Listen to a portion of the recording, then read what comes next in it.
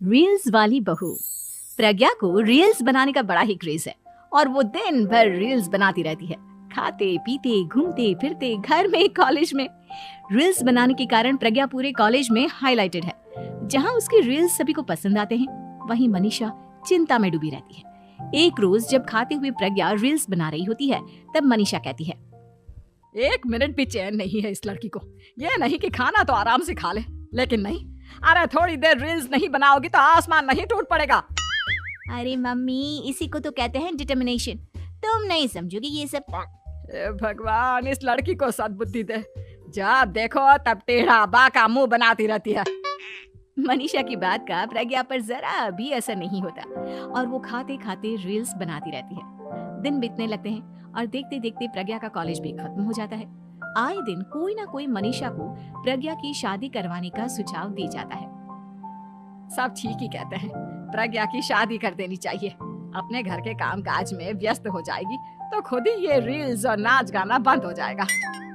मनीषा और प्रेम प्रज्ञा के लिए एक अच्छा लड़का ढूंढने लगते हैं और तभी विकी का रिश्ता प्रज्ञा के लिए आता है, जिसने प्रज्ञा को उसकी रील्स देखकर पसंद कर लिया था। अगले दिन विकी अपने माता पिता के साथ प्रज्ञा के घर पहुंच जाता है और प्रज्ञा साड़ी पहने हाथों में चाय की ट्रे लिए उनके सामने आती है। जब विकी को पसंद है तो हमें भी बहू पसंद है। बहन जी, आप बारात की तैयारी कीजिए। एक बार लड़का लड़की अकेले में बात कर ले तो अच्छा रहेगा।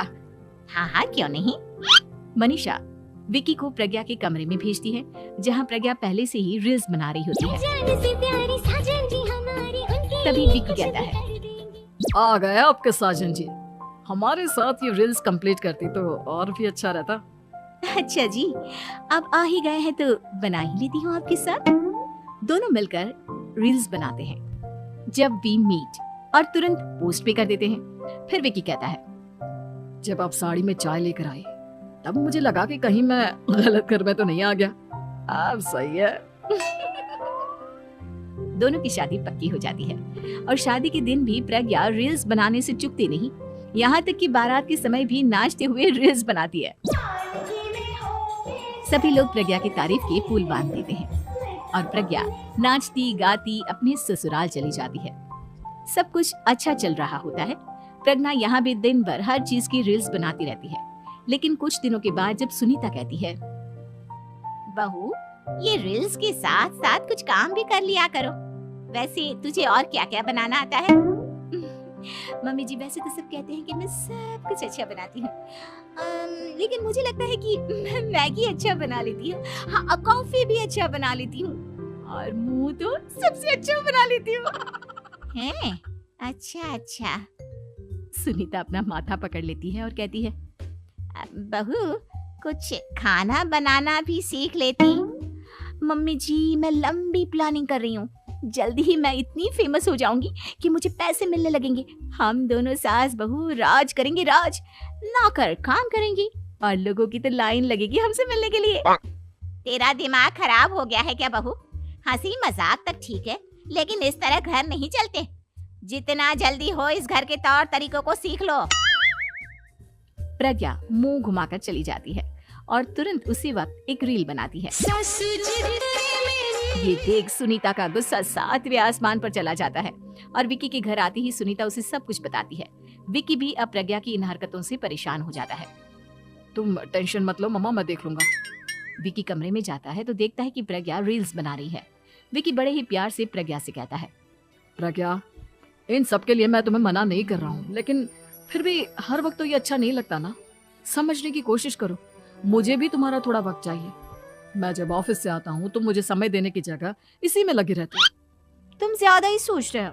तुम भी मेरे साथ रील्स बनाओ ना, तुम्हें भी बहुत अच्छा लगेगा। तुम्हें इज्जत से कोई बात समझ में नहीं आती क्या? दिमाग खराब हो गया है तुम्हारा इस चकाचौंध से। अगर तुमने अपना रवैया नहीं बदला तो मैं तुमसे दूर चला जाऊंगा। तुम ही रिश्ता लेकर आए थे, मुझे लड़कों की कमी नहीं थी और ना आज है। विकी दरवाजा पटककर चला जाता है। धीरे धीरे विकी प्रज्ञा से दूर होता जाता है। एक रोज मनीषा प्रज्ञा के ससुराल उससे मिलने जाती है। तब सुनीता उससे कहती है, बहन जी, अब आई हैं तो कुछ दिन यहाँ रहकर जाइएगा। आप ही का घर है। हाँ मम्मी, बहुत दिन हो गए तुम्हारे साथ एक भी रील नहीं बनाई मैंने।